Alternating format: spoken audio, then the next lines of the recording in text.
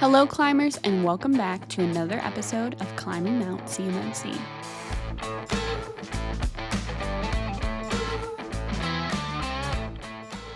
Hello again, everybody. We're joined today by Karen Stanford. Karen, thank you for joining us. Yeah, my pleasure. Okay, so for those of you who may not have watched Karen in our previous recorded episodes that we've had with her, we've been very lucky to have her on the past.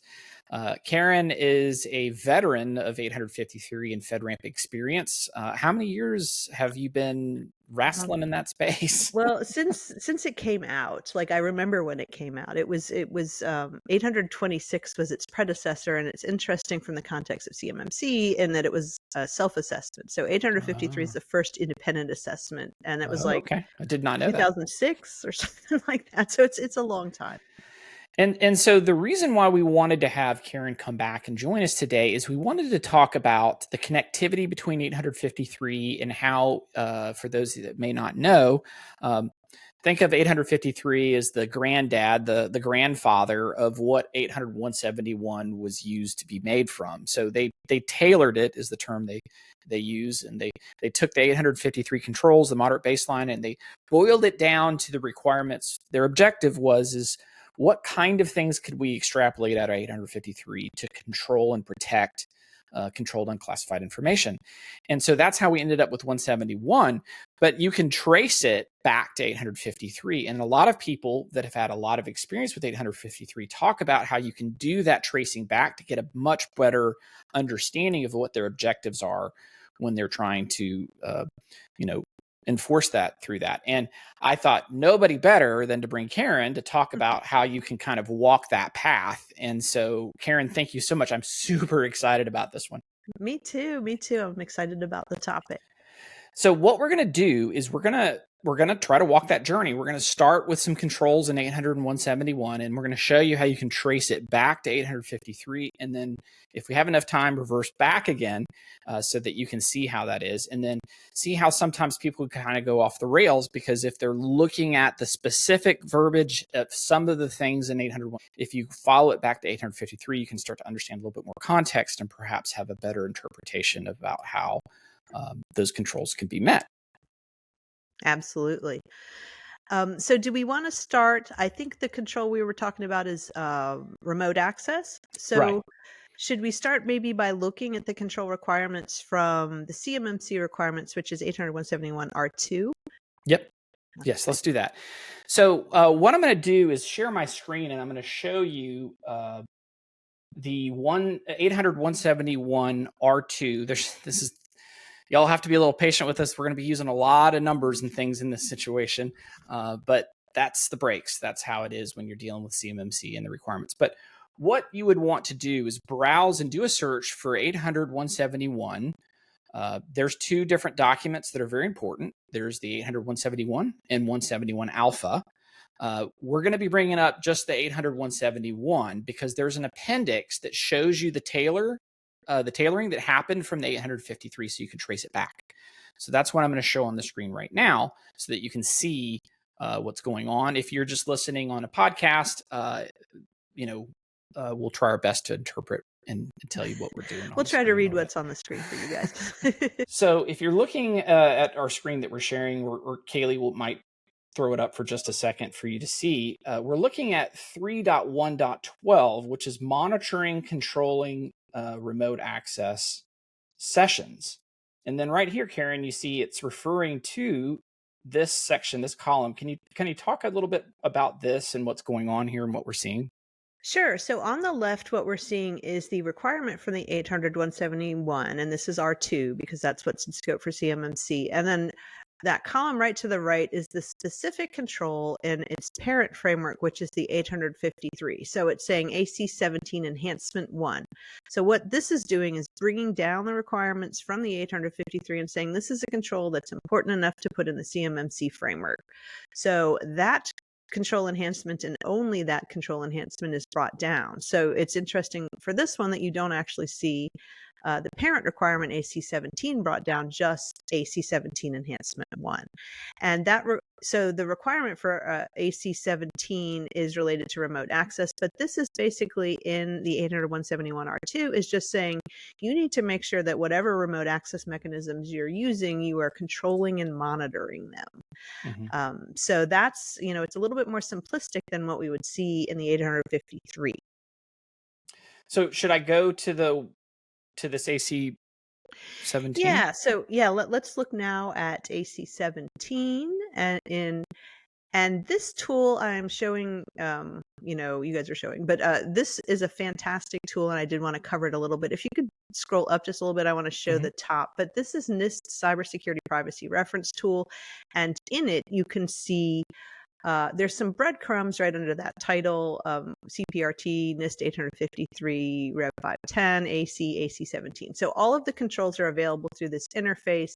And what I like about it, if you could scroll down just a bit, is that it will show which controls are in scope for which baseline, all in one place.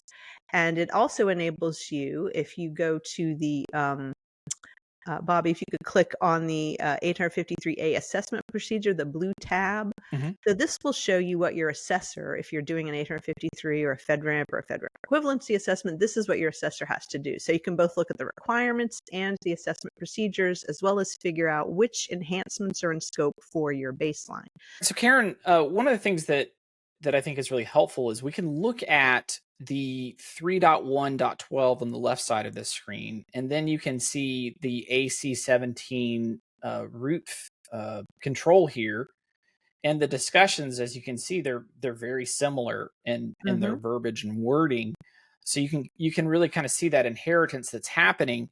And then if you look at that chart in 171 that shows those, you can see AC is all throughout. That AC17 is all throughout the 3.113 on the 171.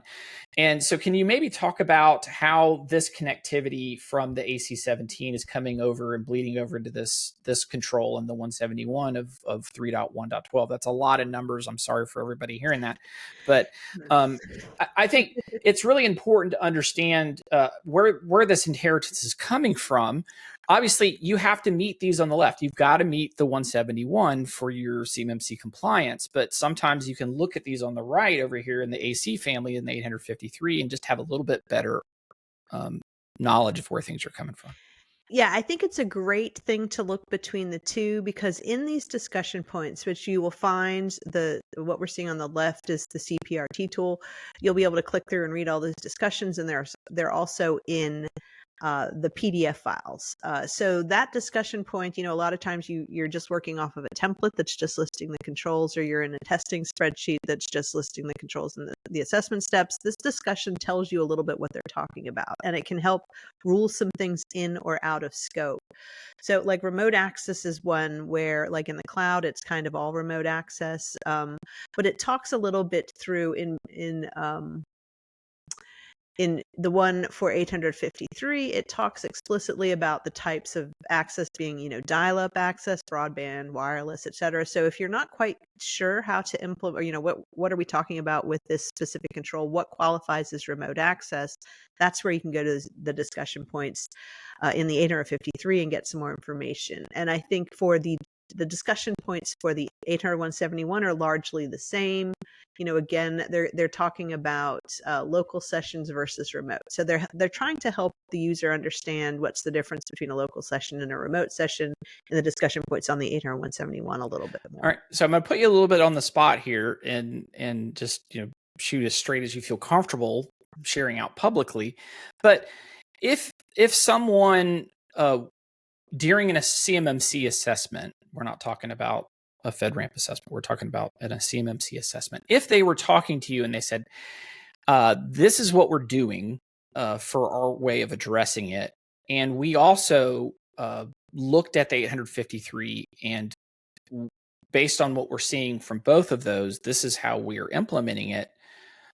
Is that a problem, or is that a good thing? Like, how would you look at that? That is fine. I mean, if you, I think that, you can, So I guess the risk of using the 853 would be potentially that you could over engineer, and you could assume some things are in scope that aren't. And for this one, it's not maybe the best example, but there's others where you could assume if you're going off the 853 that you have to do more than you would for the 800-171. So there's federal FISMA data handling requirements that you're going to see in the 853 that aren't applicable for the 800-171. An example would be like confidentiality, not confidentiality, availability. So 800-171 doesn't have any control requirements related to availability. Mm-hmm. So, you could potentially, engineer solutions that are addressing availability where it's not required under this framework. So that, that's a risk. But other than that, I mean, it's not going to be less secure. So as an assessor, I don't mind seeing it. If I'm doing consulting, I'll tell them this is the minimum. If you want to do that, that's fine, but you don't have to.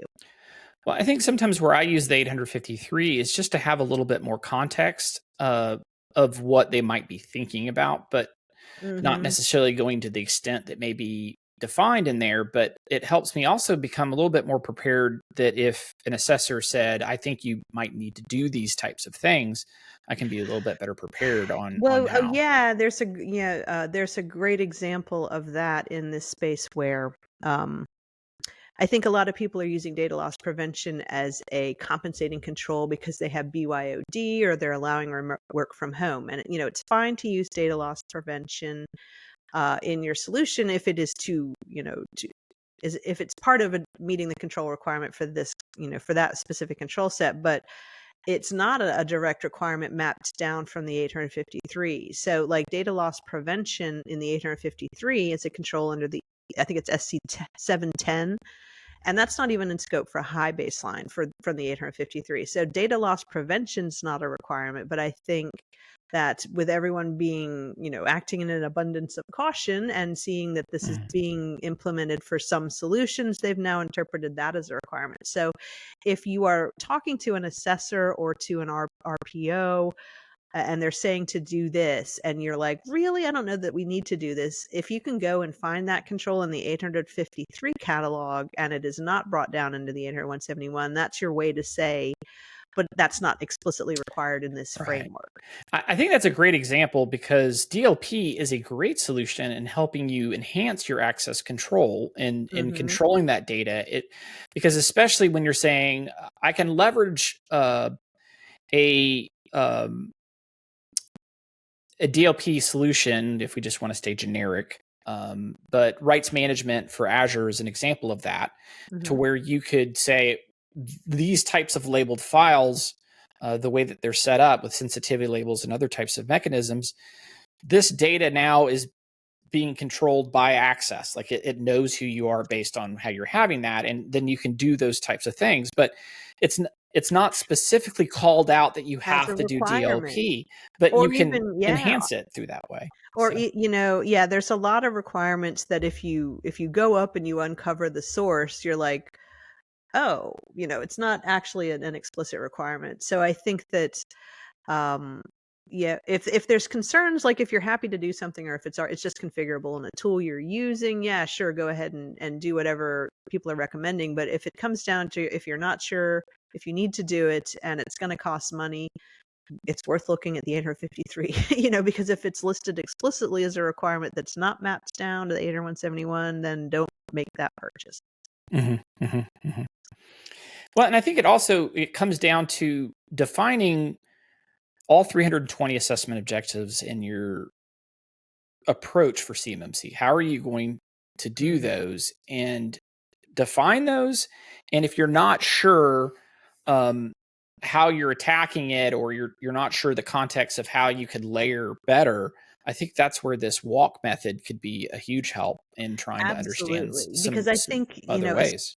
Yeah, especially for folks who are like new to cybersecurity, folks who are in the defense industrial base in particular, who have no, for a lot of the folks who have been in the federal space forever, all this makes sense because they've done it forever, right? But when 853 first came out, and I was in the space then, there were a bunch of us who sat in a room, and we were trying to, because the A hadn't come out yet, right? So we were trying to come up with assessment procedures, and the fights that we were having over the meaning of the control were crazy, because it lends itself, it's open to interpretation in a lot of different ways, so everyone in the DIB is dealing with that right now. So if you want to know explicitly what exactly are they looking for us to be doing here, that's where you want to head to these discussion notes. Based on your experience in being there in the infancy of FedRAMP as it was kind of launching, and then you had the 3 PAOs. For those that aren't aware, it's a different acronym than for CMMC, because you have C3 PAOs for the CMMC assessment, and you have 3 PAOs for FedRAMP. Yeah. And can you maybe show or share some experiences of how that equilibrium process kind of played out in the first few years? And maybe perhaps we might be able to read a little bit of the tea leaves of how that might play out for CMMC. From the perspective of how did the independent assessment body evolve for FedRAMP and CMMC? Right. Yeah. Mm-hmm.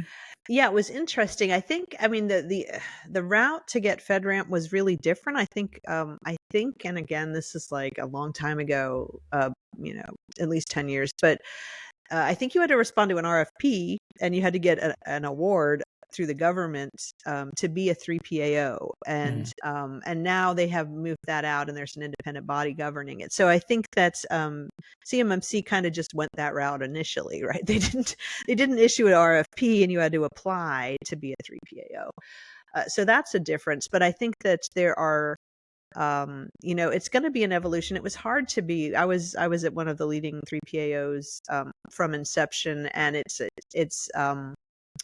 it's hard to get folks who have the experience to do that level of testing, for one thing. And so I think that's going to, we're kind of seeing that with CMMC as well, where the stakes are high, zero tolerance, so hiring is hard. It was hard to scale up because you need to go from having one team to maybe needing 5 teams, in not very, very much time. And but also, I think that I would really like to see the CMMC space learn a little bit about, look at what FedRAMP has had to publish on its marketplace with respect to guidance, because we all need that in the CMMC space. There's a bunch of questions you need answered, and that didn't exist for us in FedRAMP initially either. It was, you could send a question, they would answer it to the best of their ability, but it didn't help the rest of the world. So I think it would be nice if CMMC could get to the point where they have everything you need to know you can find in the resources section of the CMMC website. That would be great. But I watched that evolution happen from everyone not knowing, word of mouth. I heard that this and that. We went through that with FedRAMP, and eventually they just had to kind of formalize a communications method. So I think that'll be a change that we hopefully see based on the need. Right. But it's I feel like it'll go very similar to the way FedRAMP went. All right. So Karen, let's now kind of go in a different direction. So if we look at the AC-17, the requirements those have, and how they would port back in through that direction of what kind of requirements you would want to see in the 53, and then how those can then be translated into 171. Sure. So one of the things you need to do for the 817 is define the types of remote access. So for this, you need to look at your information system and see, are we using a VPN? Do we have any zero trust network access in place? Do we have any folks who are SSHing in? Are we using virtual desktop? So there's a whole bunch of different ways that you could facilitate remote access. So you need to understand what those are. And then you need to define usage restrictions for those specific ones that you've defined. And this would be for the 853. So, examples might be if you're using a VPN. Well, some of the requirements you're going to automatically have from the 853 framework. Like, you should be using MFA because that's a distinct requirement. But you probably should be using role-based access for your administrators or anything coming in via remote access. So some of this is already built in, but you can also do things like time-based restrictions where you aren't going to allow users in between certain hours overnight, or you could do Geoblocking. geolocation services. So like nobody from Russia is allowed to come in. You can also ensure that your devices, your VPN connectivity is ensuring that the end unit is compliant with the security requirements. So whatever you have in place, you want to document those usage restrictions in your system security plan or your policies for the 853.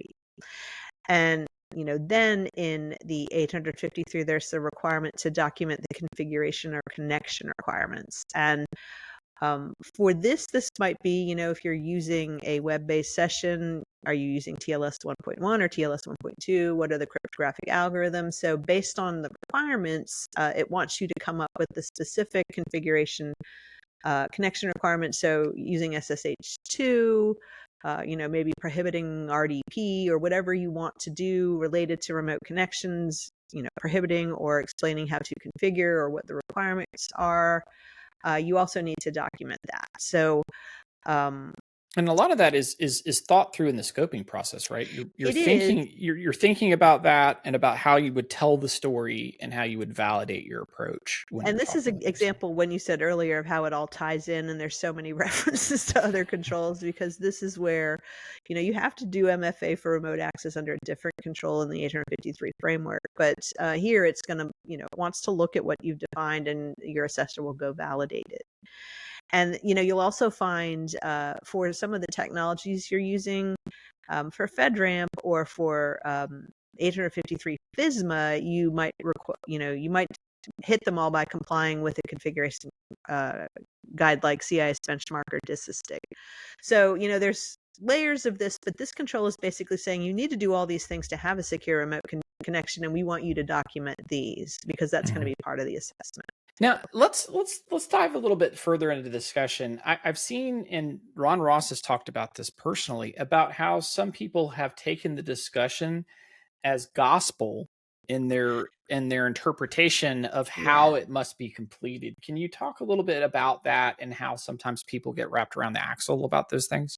And that's something that happened with the 800, like when you said the comparisons between the three POs, the comparisons between the frameworks, same thing happened there. So none of these have ever been designed to be rigid, and that's why they're subject to interpretation and people argue about them.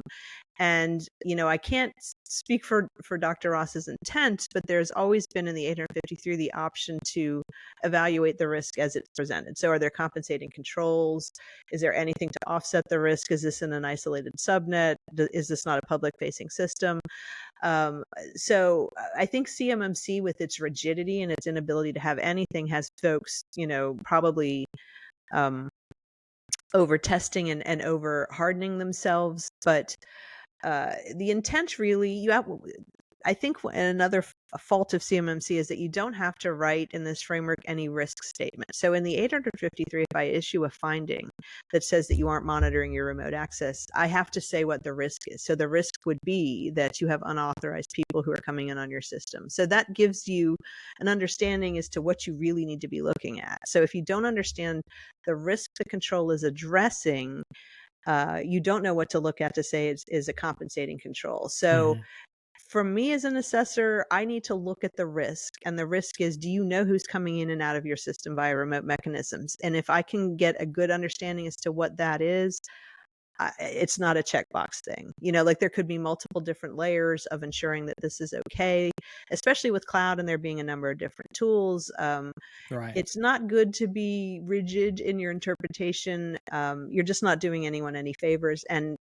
the ultimate question you should be asking is, what's the risk here? There's a control requirement that they've asked for, and so there must be an associated risk. And the question for you as an assessor is that risk real for this organization, or has it been somehow mitigated or somehow addressed? So yeah, I'm not a big fan of rigid interpretations. Well, I've seen some people go, well, because this is in the discussion, I have to use a VPN.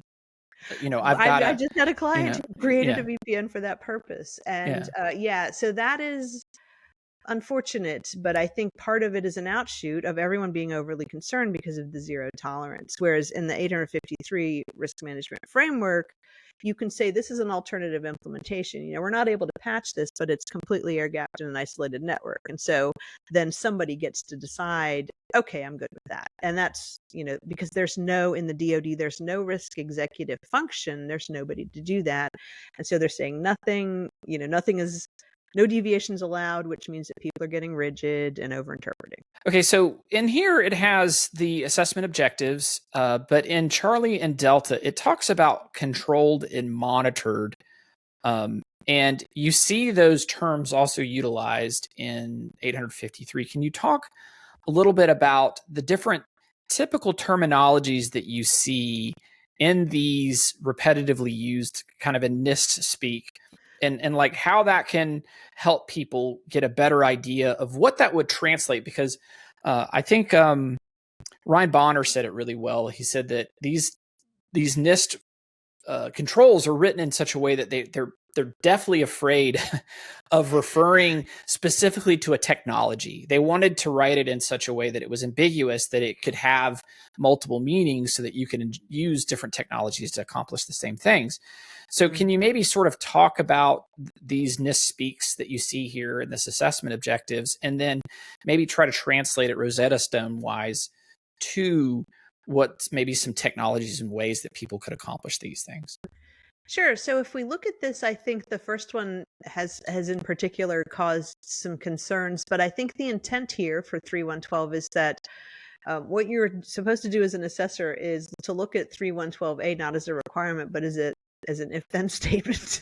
So if remote access sessions are permitted, you should identify the types, and then you should control and monitor those types, right? So there's no real requirement to force remote access. Sometimes there's no need for that. But if it is, as an assessor, you want to know, what is it? So do you have a bastion host set up that you're SSHing into some hosts? Are you all coming in via a management web console? Are you coming in via RDP? Are you coming in via VPN?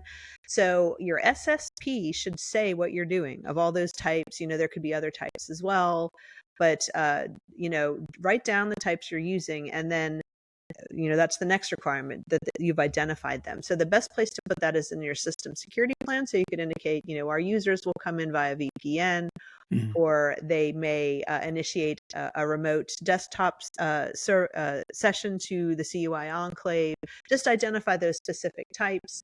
And then your assessor is going to look at the next two and say, how are they being controlled and monitored? So this is where, if it's a VPN, you might say, some of the requirements may actually already be in here, but, there's a requirement in both of these frameworks to have multi-factor if you're doing remote access, right? So are you doing the right things for that remote access session? Are you using FIPS validated if that's the requirement? So you want to ensure that whatever mechanism you're using for remote access is controlled. And so that would be what they would do for C, and then monitored is the second part. So you would look here for how they're doing it. If it's a VPN, sometimes there are tools integrated into the VPN or the firewall itself to enable you to do that. But ideally, you want to export those logs into a SIM or something where you can see who's coming in, where they're coming in from.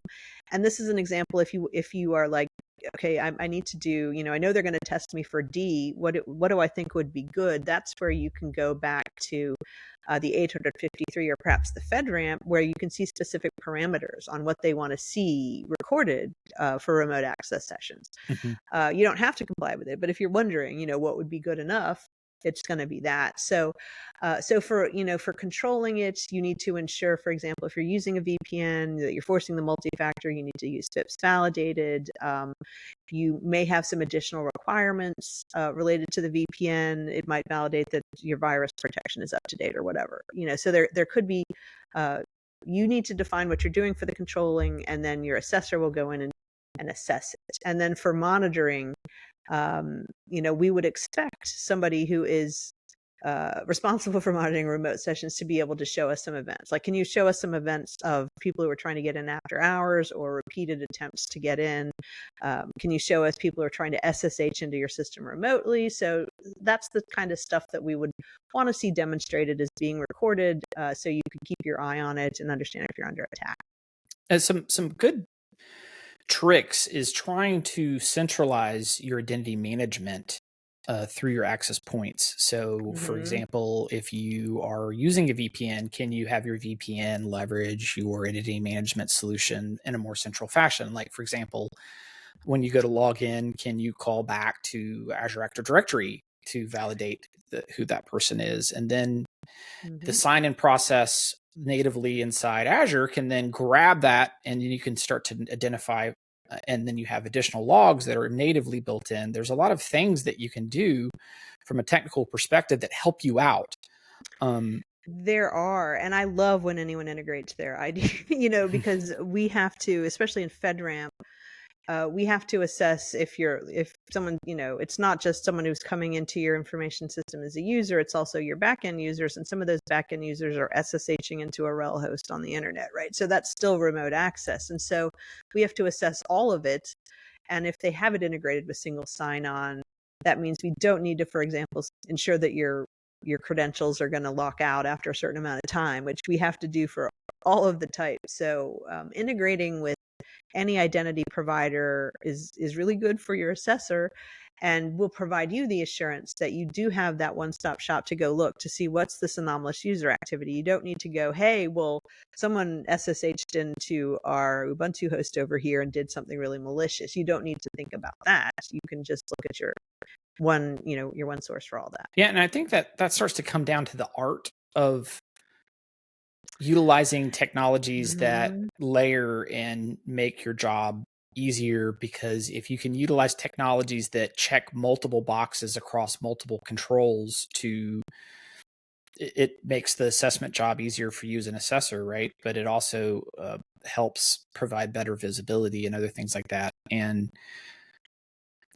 it does, in that, all of these security requirements are designed to provide you with that level of assurance. And if you can have anything that gives you more of a single pane of glass, you're able to keep your finger on the pulse of your security of your system, So I'm a big fan of things that are going to, consolidate requirements into one technology. So I think having good seasoned people like yourself that you can talk to, that have an experience and have seen audits happen and have seen scenarios of people utilizing technologies and other things like that, can be a huge help as well. Yeah, I think that I learned the most in my FedRAMP career by working with top-notch shops, like name brand shops, where this is what they did to address this problem. So there's creative ways to do all of this. And I think that, what you should be looking for is somebody who can do it for you with minimal viable product at a cost-effective manner. But wouldn't it's that hard. wouldn't that be nice to be able to? I know. Well, I mean, a cost-effective manner for you, and that they're not Yeah. saying buy this suite of 9,000 tools. Yeah. That's not really going to help you. I mean, you'll probably be fine, but you could get there with less money spent. Karen, thank you so much for taking time out of your day to share this. The amount of wealth and experience you have with 853 and FedRAMP, and then flowing that into CMMC, it's been such a joy every time I talk to you. I love talking with you too as well, to get the different perspective about how confusing this is, because it's gotten really confusing.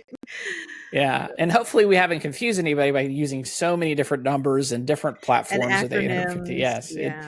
It can be, but our goal with this video was really to try to help people try to see the heritage of where 171 came from and how you could possibly use that to enhance and better interpret 171 as you're going through CMMC.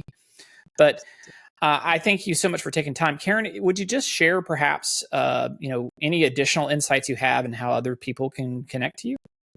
Sure. So you can connect with me on LinkedIn. My company website is archstonesecurity.com. And if you have interest in NIST, I've created a video series called NIST Control Freak, where I'm going to discuss all things related to NIST, but I'm focusing a lot on the NIST 853 series. So if you want to know more about a specific control, I'm going to be covering each of them in that video series. So if you're trying to implement this, I'm always happy to answer any of your questions, even if it's just a LinkedIn request. I'm happy to help. If you're stuck on a question, you need an interpretation, I'm always happy to help. So if you're a vendor, perhaps, and you're listening to this and considering stepping into space, Karen's a great resource to tap on the shoulder to have some additional insight.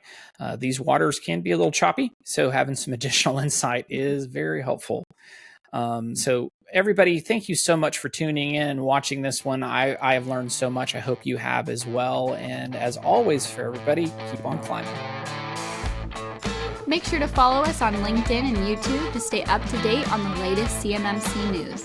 We hope you guys enjoyed today's episode and listen out for the next one. But until then, keep on climbing.